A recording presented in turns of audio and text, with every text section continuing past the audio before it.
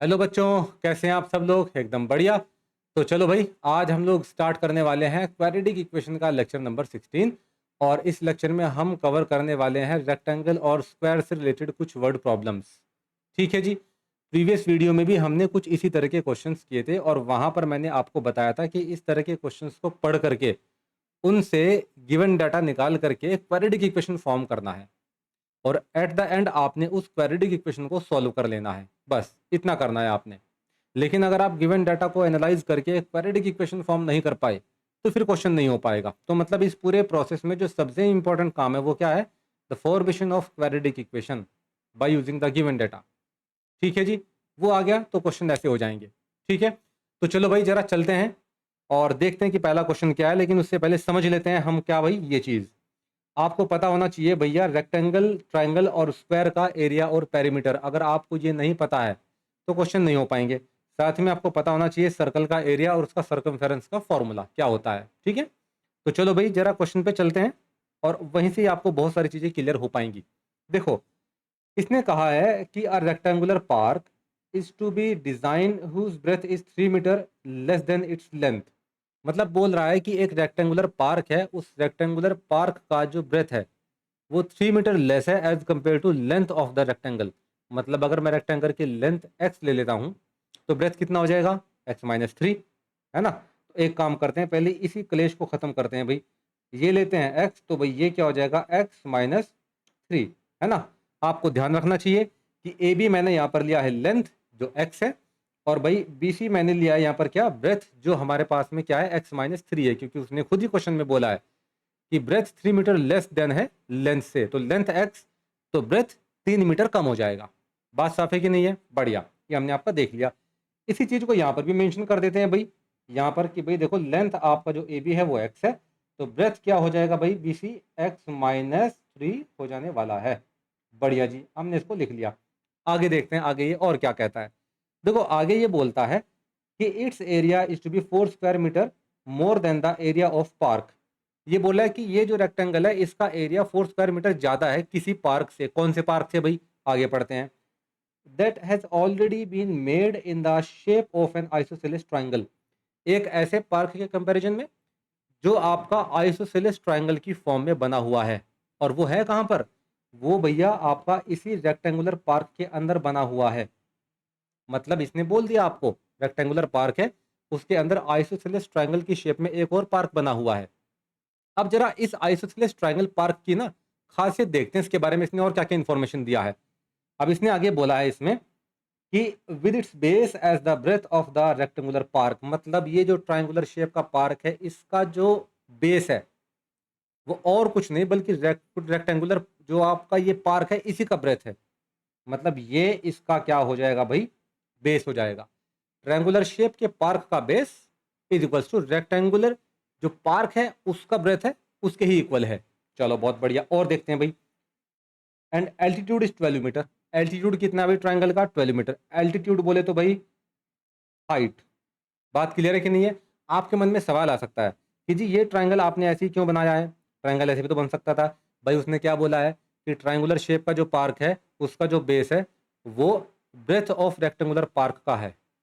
बात समझेंगे? समझे? अगर आप ये ट्रायंगल बनाएंगे तो यहाँ पर तो इस ट्रायंगल का बेस लेंथ हो जाएगा, length of the rectangular park हो जाएगा, जबकि होना चाहिए क्या? ब्रेथ होना चाहिए। बात साफ है कि नहीं है? बहुत बढ़िया। तो ये हमने अब देख लिया भाई। अब जरा इसको ना थोड़ा सा ना मॉडिफाई करके पढ़ते हैं बढ़िया से एकदम। मतलब कि आपको समझ में आ जाए कि आपको क्या करना है आगे। देखो, अगर मैं देखूं तो इसके साथ तो डील कर चुके हैं हम भाई। इसके साथ, किसके साथ बोला? इसके साथ में। ये तो हमने लिख डाला है कि भाई आपका लेंथ और ब्रेथ में क्या रिलेशन है। अब एरिया के बीच में रिलेशन दिया है इसने, और क्या दिया है कि रेक्टेंगुलर पार्क का जो एरिया है वो 4 स्क्वायर मीटर ज्यादा है इससे, ट्रायंगुलर शेप के पार्क से। इसका मतलब अगर आप ट्रायंगुलर शेप के पार्क में 4 स्क्वायर मीटर ऐड कर दें तो अब जो एरिया बन जाएगा वो रेक्टेंगुलर पार्क के एरिया के बराबर ही हो जाएगा। मतलब अगर मैं ट्रायंगल बी पी सी में 4 स्क्वायर मीटर ऐड कर दूं तो मेरा जो टोटल एरिया बन जाएगा वो रेक्टेंगुलर पार्क के एरिया के बराबर ही बन जाने वाला है। बिल्कुल। तो भाई लो भाई आगे आ जाओ फिर यहाँ पर। तो हम क्या कह सकते हैं भाई कि area of rectangular park A B C D is equals to area of triangle B P C park. और अगर इसमें आप ऐड कर दे भाई 4 स्क्वायर मीटर तो ही ये आपका बराबर हो पाएगा। बात समझे कि नहीं समझे? तो यहाँ पर उसने खुला बोला है भाई, देख लें आप एक बार चेक कर लेते हैं अच्छे से। इसने क्या बोला है भाई, यहाँ पर इसने आपका बोला है कि its area is 4 square metre more than the area of park that has already been made in the shape of isosceles triangle. बात क्लियर है कि नहीं है? तो आइसोसेलेस ट्राइंगल के एरिया में 4 स्क्वायर मीटर जोड़ेंगे तो ये बराबर हो जाएगा भाई किसके? Area of rectangular park ABCD के। बहुत बढ़िया। अब मुझे आप एक बात बताएं, यहाँ पर जो रेक्टेंगुलर पार्क है ABCD, इसका एरिया क्या है? भाई रेक्टेंगल का एरिया क्या होता है? Length into breadth. अब यहाँ पर अगर आप देखेंगे लेंथ क्या है, लेंथ तो यहाँ पर x है, ब्रेथ क्या है? x-3 है। तो मतलब इस रेक्टेंगल का जो एरिया होगा या रेक्टेंगुलर पार्क का जो एरिया होगा वो क्या होगा? x into x-3। तो भाई लिख लें इसको और क्या। तो भाई लो आपने लिख लिया कि x into x-3 equals to area of triangle BPC park. BPC park कहाँ है? ये रहा भाई आपका ट्राइंगल BPC पार्क। अब आपको पता ही है कि किसी भी तरह की ट्राइंगुलर शेप का एरिया क्या होता है? Half into base into height. तो आप यहाँ पर लिखें भाई, ये आपका हो जाएगा half into base into height.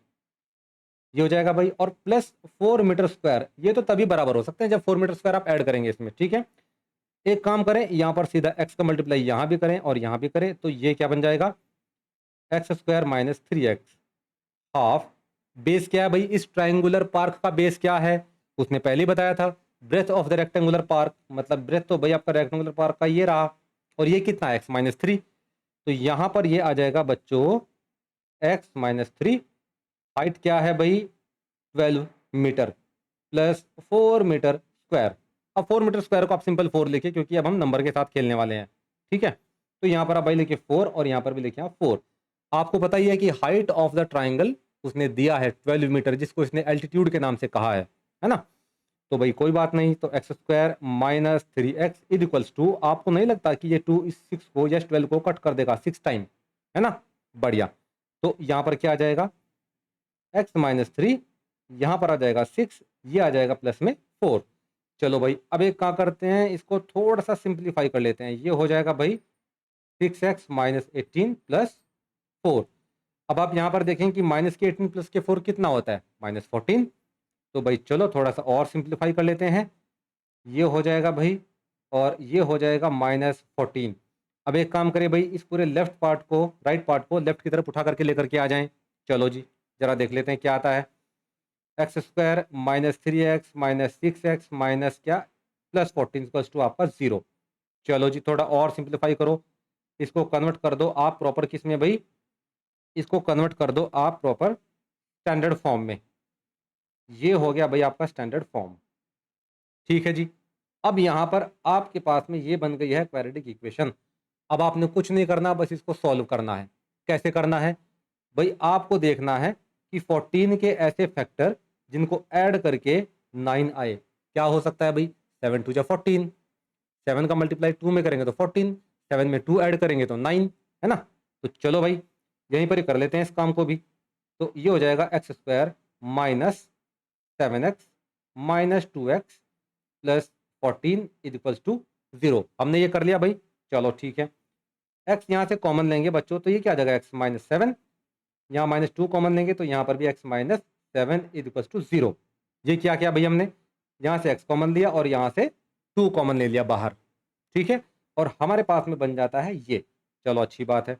अब एक काम करते हैं भाई, इसको थोड़ा सा आगे लेकर के चलते हैं और यहाँ करेंगे इस क्वेश्चन को। तो यहाँ पर क्या हो जाएगा? ये x इंटू x-7, यही होगा कि नहीं होगा? हाँ, और यहाँ पर हो जाएगा ये -2, और ये भी हो जाएगा x-7 इक्वल्स टू 0। बात साफ है कि नहीं है? बढ़िया। अब जरा आप देखिए कि यहाँ क्या कॉमन है भाई? x-7 और x-7 कॉमन है, तो बाहर ले लें इसको। ठीक है, तो यहाँ भाई ले लिया x-7 कॉमन, और ये हो जाएगा x-2 इक्वल्स टू 0। ठीक है जी भाई, आप देखो ना, जब आप इसको बाहर निकालोगे तो क्या बचेगा? ये यहाँ से बाहर निकालोगे तो क्या बचेगा? 2। तो हमारे पास में ये आ जाता है। और आपको पता है कि दो ऐसे नंबर जिनका मल्टीप्लाई जब आप करते हो और आंसर 0 आए तो ये कब पॉसिबल होता है? ये तभी पॉसिबल है जब या तो a 0 हो या तो b 0 हो, या फिर दोनों ही 0 हो जाएं। तो यहाँ पर भी वही है भाई, तो x माइनस 7 को आप रखेंगे इक्वल्स टू 0। क्यों? क्योंकि भाई दोनों का मल्टीप्लाई करके 0 आ रहा है, तो या तो ये 0 होगा या तो ये 0 होगा, है ना। चलिए बढ़िया, x माइनस 7 इक्वल्स टू 0, तो यहाँ से बच्चों आता है x इक्वल्स टू 7। चलो भाई ठीक है, ये छाप दिया हमने। इसके बाद में जरा इसके साथ डील करते हैं भाई। ये आपका हो जाएगा x माइनस 2, है ना, इक्वल्स टू 0। तो बच्चों ये हो जाएगा x इक्वल्स टू 2। चलिए बहुत बढ़िया। तो मतलब x की आपके पास में दो वैल्यूज़ है, लेकिन आपको यहाँ पर चेक करना पड़ेगा कि आपके लिए कौन सी वैल्यू वैलिड है ना। हमारे डायग्राम के लिए हमारा जो गिवन डाटा है उसके अकॉर्डिंगली कौन सी वैल्यू सेट बैठती है। तो चलो भाई देखने की कोशिश करते हैं। जब x आपका 7 है तब जरा देखने की कोशिश करते हैं कि इस रेक्टेंगुलर पार्क का उसमें विड्थ और लेंथ क्या होने वाला है।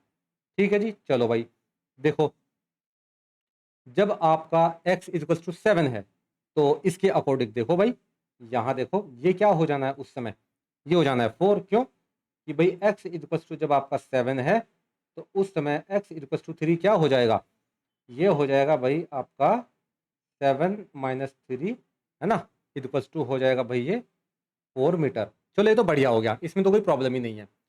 और यहाँ देखिए भाई, इसमें तो बिल्कुल भी कोई प्रॉब्लम नहीं है, क्योंकि यहाँ तो x खुद में ही 7 मीटर है ना। तो मतलब x की ये वैल्यू जो इक्वल्स टू 7 है ये वैलिड है प्रॉपर।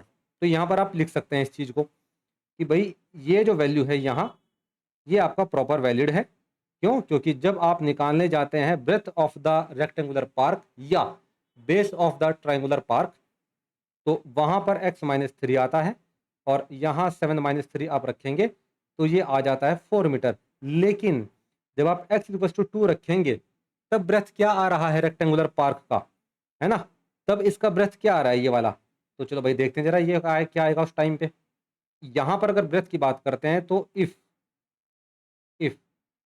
x इक्वल टू 2 है भाई, तो x माइनस 3 इक्वल टू क्या हो जाना है, 2 माइनस 3, एक्स की जगह आपने रख दिया है 2, ये हो जाएगा -1। तो मतलब इसके अकॉर्डिंग x माइनस 3 जो कि ब्रेथ है इसका रेक्टेंगुलर पार्क का, वो तो -1 आ रहा है निकल करके x की वैल्यू रखने के बाद में। और क्या कभी ब्रेथ या लेंथ या हाइट या डिस्टेंस कभी नेगेटिव हो सकते हैं? कभी नहीं। ये कभी नेगेटिव हो ही नहीं सकते हैं। लेंथ कभी नेगेटिव हो ही नहीं सकती, है ना। भाई जब आप कभी सड़क को मेजर करते हैं तो क्या कभी ये बताते हैं कि माइनस की 50 किलोमीटर? नहीं, क्योंकि length can never be negative. बात क्लियर है कि नहीं है? तो दिस इज नॉट वैलिड, ये वैलिड नहीं है। तो आपका आंसर बच्चों आता है ये, आपका आंसर आता है ये। यहाँ पर आप खुला लिखें भाई आराम से, अब एकदम से क्या लिखेंगे कि जो ब्रेथ है भाई BREADTH, जो भाई आपका BC है वो है भाई आपका 4 मीटर। और जो आपका बच्चों लेंथ है वो कितना है भाई, वो है आपका AB, और ये होगा यहाँ पर 7 मीटर। क्या ये बात एकदम क्लियर है कि नहीं है?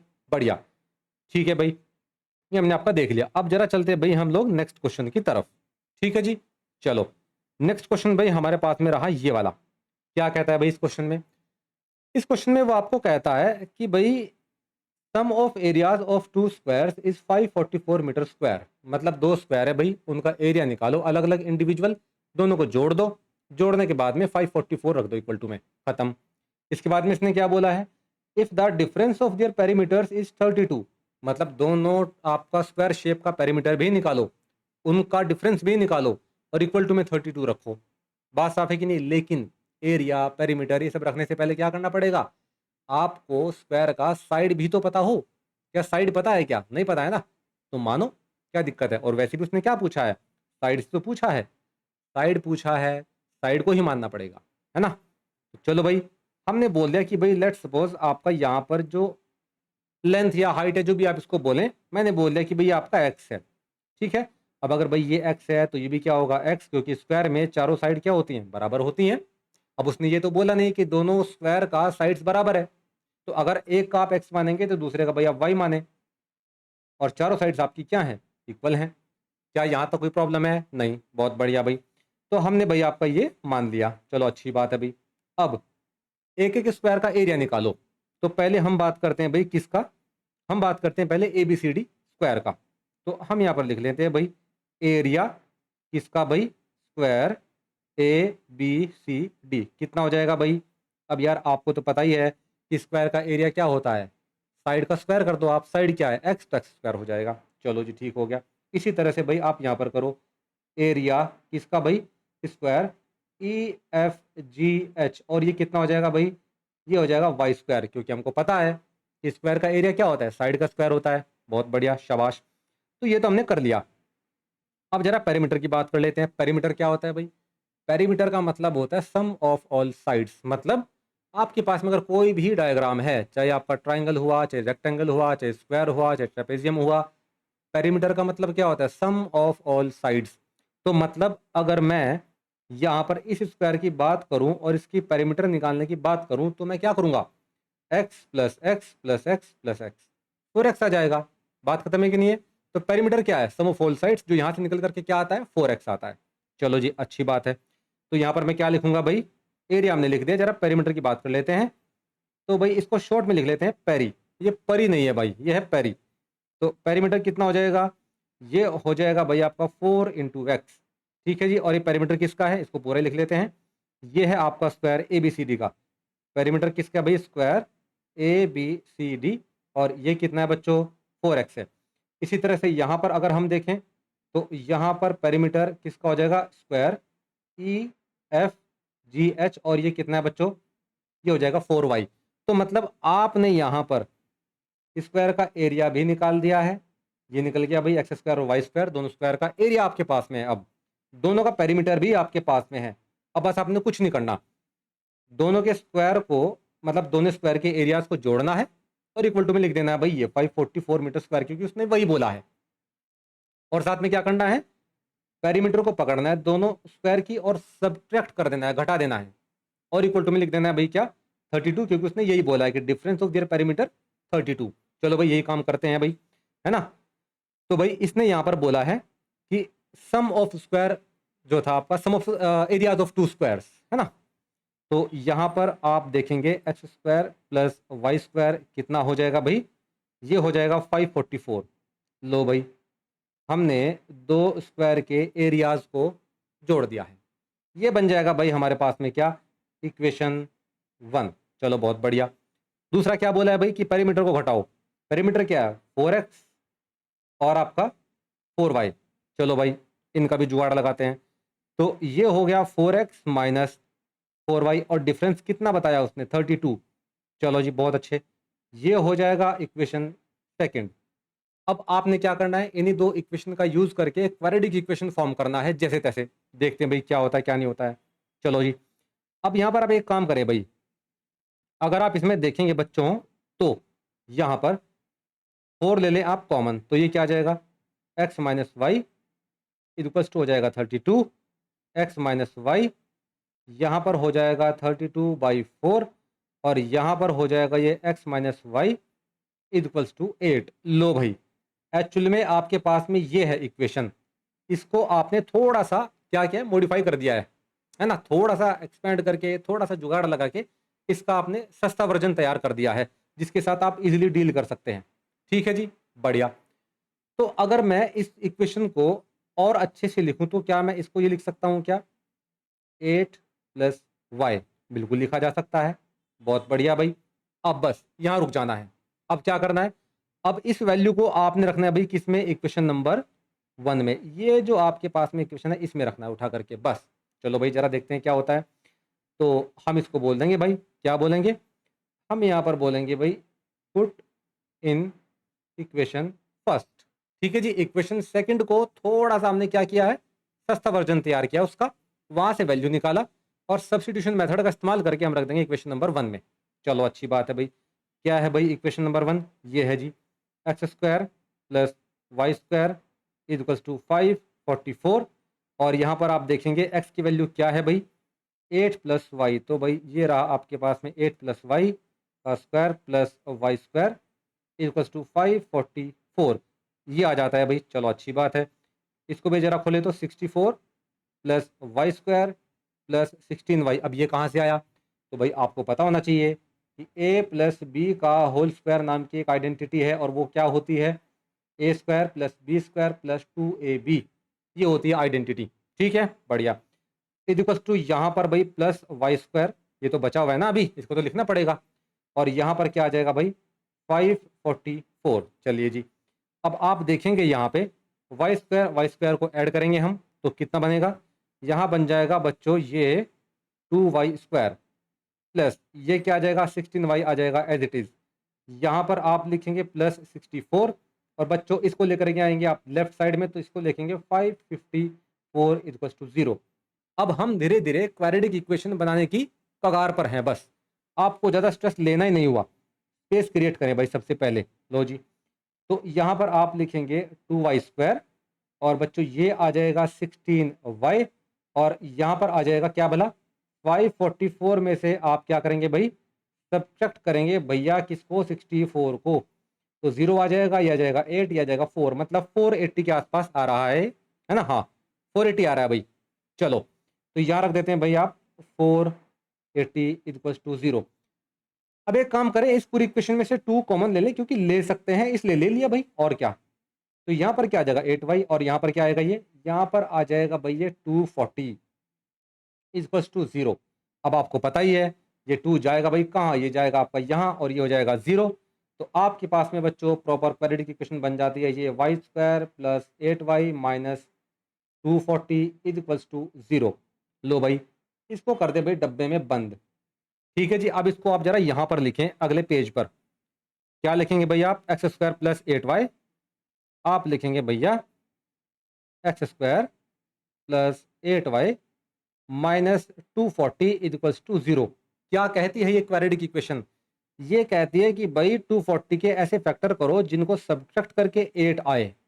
तो 240 के भाई ऐसे करने पड़ेंगे। चलो भाई जरा देखते हैं 240 के कौन कौन से फैक्टर हो सकते हैं।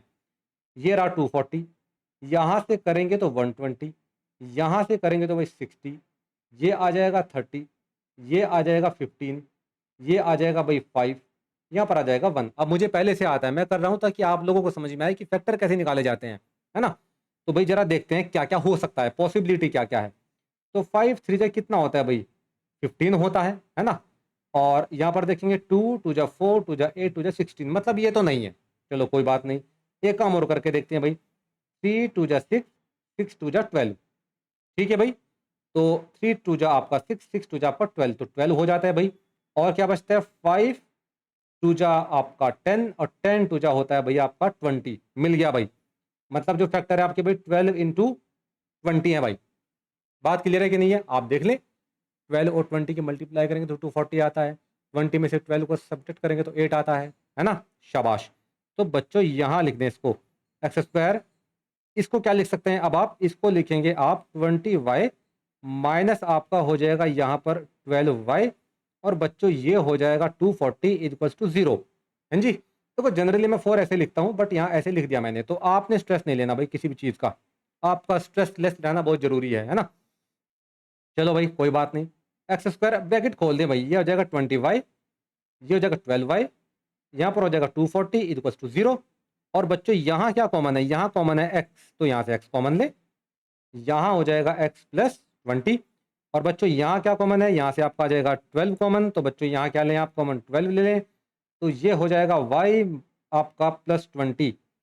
यहाँ पर क्या हमने कुछ गड़बड़ी कर दी है क्या, यस एक गड़बड़ी कर दी हमने। यहाँ पर ये प्रॉपर क्या है, ये भैया y है, ये बच्चों y² होने वाला है, ये y² होगा। यहाँ पर क्या होगा, ये y² होगा। हम भी सोचे कि ऐसा कैसे पॉसिबल है ना। तो इसको साफ करो जल्दी से। और यहाँ पर क्या लिखेंगे आप लोग, यहाँ पर लिखेंगे y², तो यहाँ आएगा बच्चों y कॉमन, ये क्या हो जाएगा y प्लस 20, यहाँ आएगा 12 कॉमन, यहाँ आ जाएगा y प्लस 20 इक्वल्स टू 0। बात साफ है कि नहीं, बढ़िया। क्या यहाँ पर कुछ गड़बड़ है, नहीं एकदम ठीक चल रहा है। अब आपको पता है यार कि इसमें क्या कॉमन है, इसमें y प्लस 20 कॉमन है, तो y प्लस 20 कॉमन लो भाई, ले लिया भाई, y प्लस 20 कॉमन ले लिया है। तो अंदर क्या बचा, y माइनस 12 इक्वल्स टू 0। भाई आपको सीधी सी बात है, ये बाहर निकला तो बचाइए, ये बाहर निकला तो बचाइए। बात साफ है कि नहीं है, अच्छी बात है भाई। तो आपको पता ही है भाई कि ये तो दो नंबर हैं, इनका मल्टीप्लाई करके 0 आ रहा है। और ये कब पॉसिबल है, जब दोनों नंबर या तो 0 हो या तो दोनों में से कोई एक 0 हो जाए। चलो अच्छी बात है। तो भाई एक काम करते हैं, पहले इसके साथ में डील करते हैं, क्योंकि ये पॉसिबल ही नहीं होने वाला। y इक्वल्स टू माइनस 20, मुझे एक बात बताओ, आपने यहाँ पर ये लिया था स्क्वायर और इसका साइड आपने y लिया था, क्या y कभी आपका -20 हो सकता है, माइनस में आ सकता है क्या? पहली बड़ी बात तो यही है, कभी नहीं। भाई स्कूटर पे जाएंगे आप, बाइक पे जाएंगे आप, आपके पिताजी आपसे पूछे कि बेटा कितने किलोमीटर चले हो आज, तो उनको क्या बताओगे, -50 किलोमीटर, वहीं पेल लिए जाओगे। समझे? तो ऐसी बदतमीजी नहीं करना भाई, है ना? तो ये कभी भी आपका माइनस में नहीं हो सकता, length can never be negative. ठीक है भाई, तो यहाँ पर आ जाते हैं। तो यहाँ पर आप लिखेंगे भाई एकदम चौड़ा होकर के बढ़िया से, नॉट पॉसिबल। क्या भाई? ये आपका भाई पॉसिबल ही नहीं है, नॉट पॉसिबल। तो पॉसिबल क्या है भाई? पॉसिबल रहेगा भाई आपका y minus 12 is equals to 0, मतलब y इक्वल्स टू आपका हो जाएगा 12। ये पॉसिबल है। और अगर आपने y निकाल दिया तो क्या आप x निकाल पाएंगे कि नहीं निकाल पाएंगे? मतलब अच्छा, y निकालने का मतलब आपको आता है समझ में क्या है? बेटे y निकालने का मतलब ये है कि आपने इस स्क्वायर का साइड निकाल डाला है। इस स्क्वायर का साइड आपका 12 मीटर है, जो उसने पूछा था वो निकाल डाला। बट अब ये तो x बचा है, ये भी तो निकालना है। कहाँ से निकालेंगे? चलो थोड़ा आगे बढ़ते हैं भाई। आप जरा यहाँ देखो, क्या हमने कुछ माना था क्या यहाँ पर? हाँ माना था, हमारे पास में x equals to 8 plus Y आया था भाई। आया था कि नहीं आया था? आया था। तो इसी से ही करते हैं भाई। या आप भाई ये भी बोल सकते हैं, क्या भला, कि भाई ये देख लें, आप इस इक्वेशन को ले लें, दोनों में से कोई भी ले लें, आपकी मर्जी है। तो x इक्वल्स टू बेटे है y प्लस 8, तो यहाँ पर क्या लिखेंगे आप? यहाँ पर आप लिखेंगे बेटे we know that x equals to Y plus 8।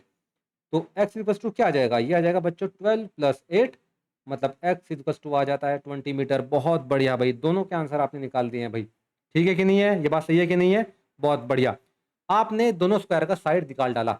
आपको एक बात ध्यान रखनी है, ये क्वेश्चन बेटे सीबीएसई 2020 में पूछा गया है। और अगर आप इससे पहले वाला क्वेश्चन देखेंगे, ये क्या ये भी पूछा गया क्या? हाँ, ये पूछा गया बेटे सीबीएसई 2016 में। आपको ध्यान रखना है, यहाँ पी वाई क्यूज ही चलेंगे और कुछ स्टैंडर्ड बुक्स के बढ़िया बढ़िया न्यूमेरिकल चलने वाले हैं। ठीक है कि नहीं है? तो एक काम करते हैं भाई, आज यहीं पर रोकते हैं चीज़ों को। ठीक है कि नहीं है? और बाकी का जो प्रोसेस है वो हम लगातार कंटिन्यूसली करते रहेंगे, एकदम बढ़िया धूमधाम से। किसी भी तरह का अगर आपको कोई भी डाउट आता है, आराम से यूट्यूब पर जाएं, आराम से वहाँ पर कमेंट में आप लोग पूछ सकते हैं। ठीक है कि नहीं है? हमसे जुड़े रहिए, लगातार वीडियोस को फॉरवर्ड करते रहिए, चैनल को सब्सक्राइब कीजिए, है कि नहीं?